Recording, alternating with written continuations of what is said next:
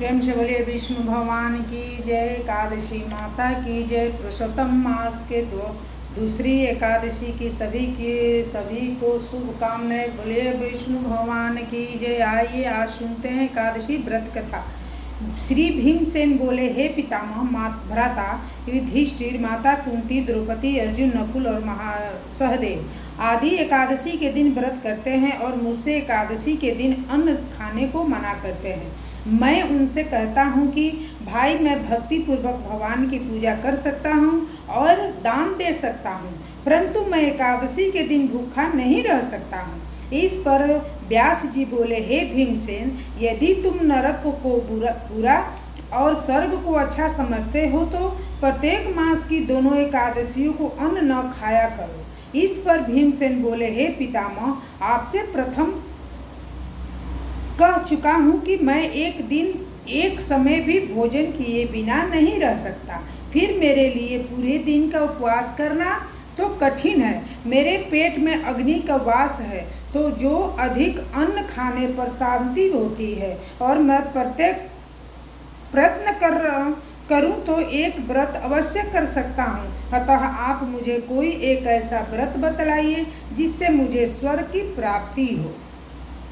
व्यास जी बोले हैं कि हे आऊ पुत्र, बड़े बड़े ऋषि और महर्षियों ने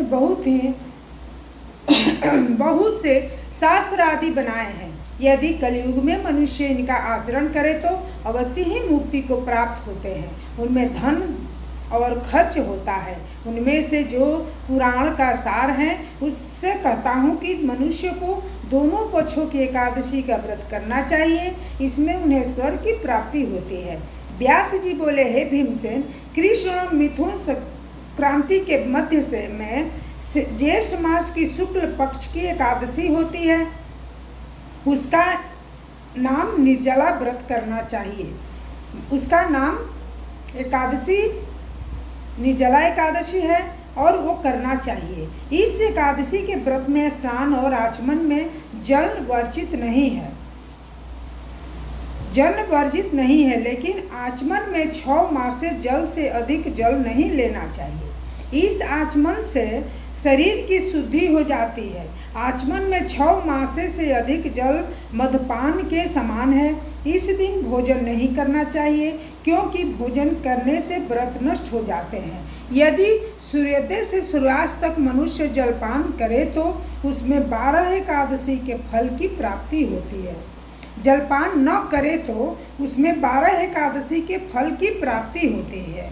द्वादशी के दिन सूर्योदय से पहले ही उठना चाहिए। इसके पश्चात भूखे ब्राह्मण को भोजन कराना चाहिए।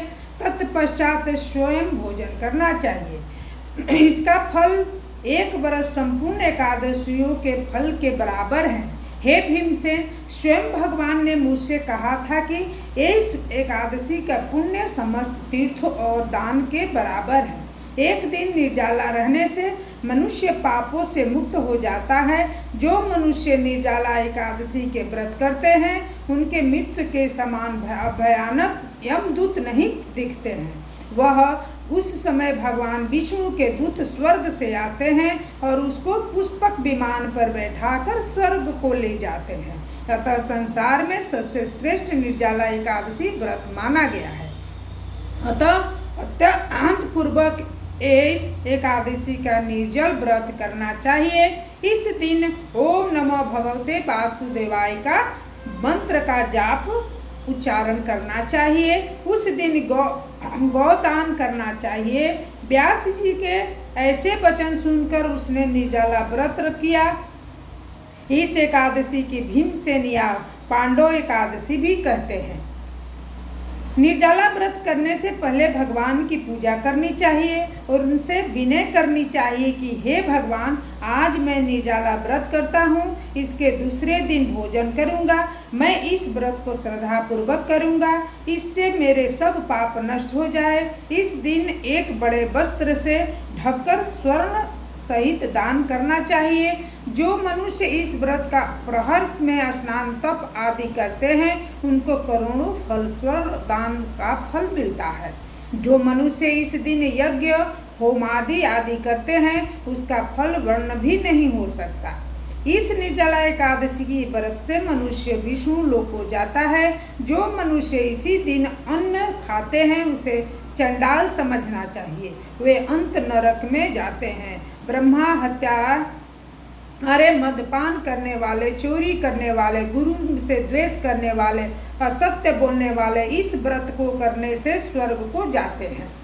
हे कुंती, जो पुत्र पुरुष या स्त्री इस व्रत को श्रद्धापूर्वक करते हैं उनके निम्नलिखित कर्तव्य हैं। उनके स्वर्ग प्रथम विष्णु भगवान की पूजा करनी चाहिए, तत्पश्चात गौदान करना चाहिए। उस दिन ब्राह्मणों को दक्षिणा, मिष्ठान आदि देना चाहिए।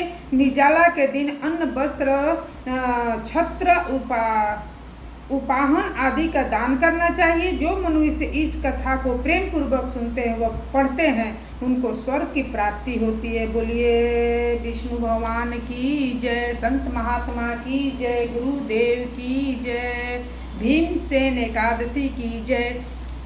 वैसे तो ये निर्जला एकादशी नहीं है आज, ये पुरुषोत्तम मास लगने के चलते एक मास में 2 एकादशी अधिक इस साल हो गया है। इस साल 26 एकादशियाँ हो गई हैं, तो लेकिन ज्येष्ठ मास में 2 एकादशी, दूसरी एकादशी अभी 2 एकादशी बाकी है, तो अगले मंथ में निर्जला एकादशी होगी। आज निर्जला एकादशी नहीं है, लेकिन आज हम निर्जला एकादशी की ही नाम से व्रत करते हैं। सबको बोलिए जय श्री कृष्ण, हर हर महादेव, जय। ओम नमः भगवते वासुदेवाय, ओम नमः, प्रेम से बोलिए गणेश भगवान।